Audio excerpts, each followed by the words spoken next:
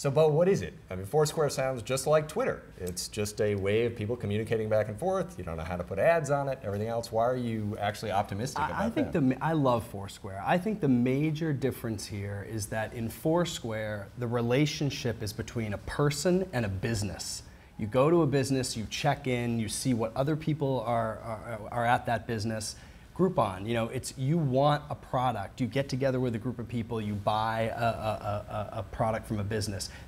The difference is on Facebook or Twitter, the relationship is between people, which that's what I've always said, relationships between people are hard to monetize, where relationships between people and information or people and businesses are much easier to monetize. I'm very bullish on Groupon and Foursquare. I think they've both built great platforms, they're fun to use, and it makes sense for businesses, which means they're going to flock to it. So you actually think that Foursquare could become a powerful advertising? Absolutely. I think, for the longest time, I think Dennis and his team have been thinking about this time, when everybody would have the device in their hand that would allow them to execute on the vision they had back at Dodgeball and even before that. So, I think it's perfect timing.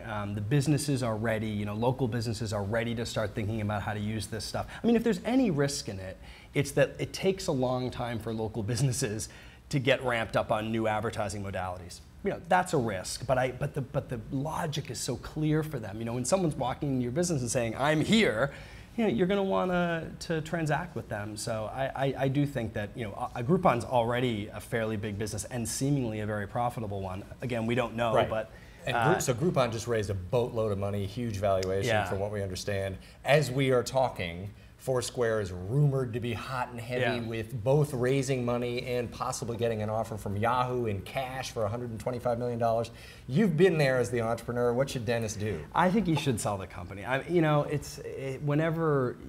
Once you take capital, once you take venture capital, your world changes. You become a fiduciary to your investors, and your investors are fiduciaries to we manage money for the public school teachers of New Mexico. When we're doing that, that's a big responsibility. And so, Dennis and his team are in a position where I think that they owe it to the investors whose money they took and to themselves to take a good deal when it's there. And I think Yahoo, is in a better place than obviously things have been complicated over there, but I think now they've sort of stripped away a lot of the bureaucracy, and I think that team could potentially flourish inside of Yahoo. And I'm sure that if they do the deal, Dennis and the investors there, Fred Wilson, will make sure that the deal is one that allows the team to continue to flourish and for the product continue to grow, because it's a great product. Well, Dennis already sold the company, Dodgeball, to Google. It was basically immediately just ceased to exist. You don't worry about that with Yahoo. I mean, these companies have a habit of just destroying. It's always a risk,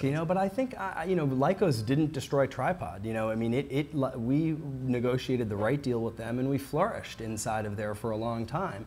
And once the key people left, it was harder for Tripod to continue. But Tripod still exists today, and still is a fairly big service, and still something that I think is innovating at a smaller level than the other social networking service. So I think if they negotiate the right deal with Yahoo, if Dennis and his team stick around, the service will grow. And if they can grow it to a point like we did with Tripod, where it's sort of bigger than any one person, then I think even if they leave, it'll continue inside of Yahoo for some period of time. And a personal question, having built Tripod, sold it, talk about it's still around as a big service, what's that like to watch something that you created more than 10 years ago? You left more than 5 years ago now, I think even more, maybe 7 years ago.